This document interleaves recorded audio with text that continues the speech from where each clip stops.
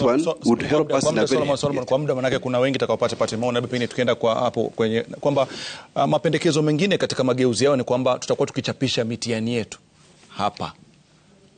Mtaiamini, mtakuwa na wasiwasi nayo? Thank you so much. My name is Nancy. Thank you so much, Rashida and Trevor. Yes, we will accept that because when you look at SIDAC TVET, being one of the private TVET institutions we have in this country, I feel SIDAC TVET is the best. And why do I say this? This is because the students are going to get the skills. The students are able to be competent on it. But also, I would like to urge the government not to forget the private TVET institutions in our country, because also young people, the youth who are also hustlers, are joining this institution, and they would also feel nice if they get funds so that they can be in a position to continue